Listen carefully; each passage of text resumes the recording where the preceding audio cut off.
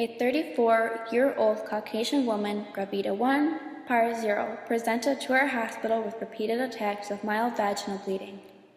Our patient, according to her sure reliable dates, was 16 weeks and 3 days pregnant. She had a history of primary infertility for 7 years preceding this pregnancy, and she had sought medical advice for delayed conception 1 year after marriage.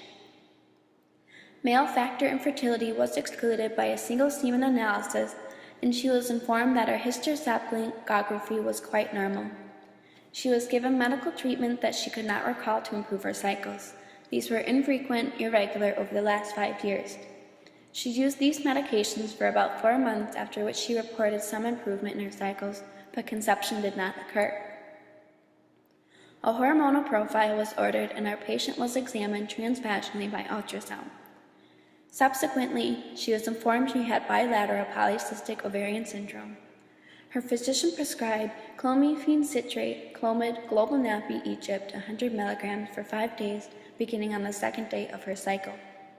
Our patient continued taking the drug without ovulation monitoring, and the regimen was repeated with an increasing dose up to 200 mg daily for 6 successive months.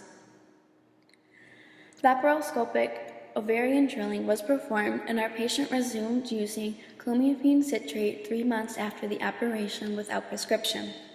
2 months prior to admission, she took 250 mg of clomiphene citrate, 5 tablets per day, beginning from the 2nd day onwards until the 13th day of the cycle.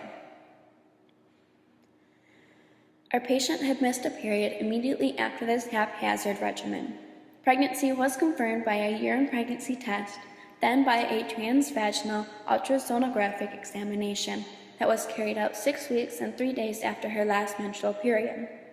According to this ultrasound report, the gestational sac corresponded to 7 weeks of gestation. However, there was no comment regarding the presence of theca lutein ovarian cysts. She did not follow up with her pregnancy until she reached the 16th week of gestation.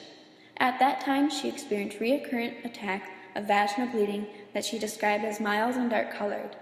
Apart from pallor and tachycardia, our patient appeared quite normal on the general examination. Her pulse was 106 beats per minute, blood pressure was 125/85, and her temperature was 37.2 degrees Celsius.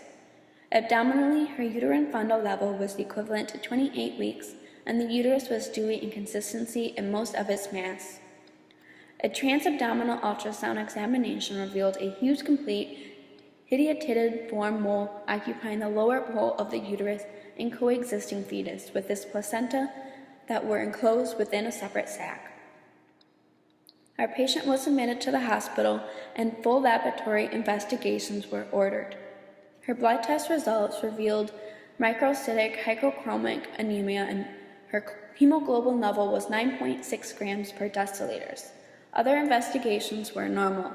In spite of her testing positive, her serum beta HCG level was relatively low for a patient with complete molar pregnancy.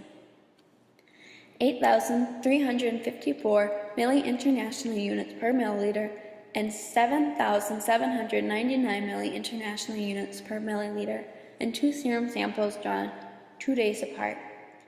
The technician did not suspect any technical error, and he confirmed the accuracy of the result.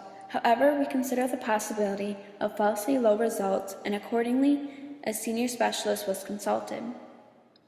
She repeated the test with steroid dilutions, and beta HCG was found to be 1.876 million milli-international units per milliliter. Our patient was counseled about the risk of continuation of this pregnancy and the low possibility of fetal survival. However, our patient refused intervention and insisted on conservation. Prognosis: complete hydatid form mole.